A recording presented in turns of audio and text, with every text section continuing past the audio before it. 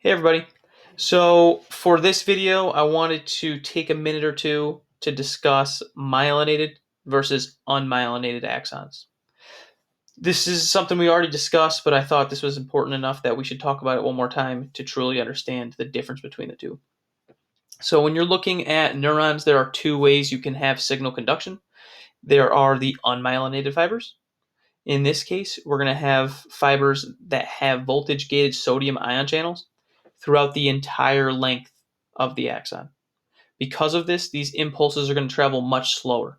In this case, you'll see rates of between a half to about 2 meters per second.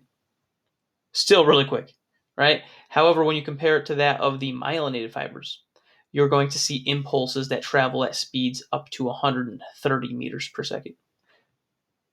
Much faster. This is because of that saltatory conduction that we discussed earlier, and this is going to only happen in myelinated fibers. So action potentials are going to reach at each of those nodes of Ranvier and travel to the next node and then the next node. What am I even talking about? Here's an image of the myelinated nerve fiber.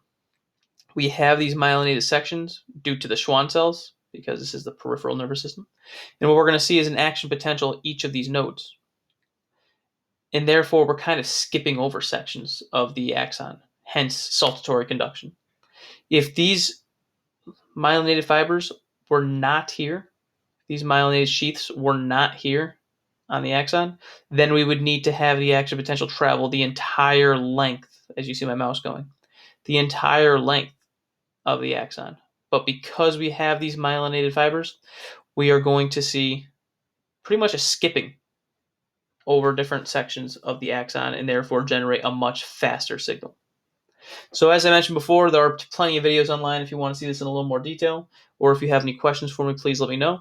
In the next video, we'll be talking about Chapter 10b. So if you have any questions, please let me know.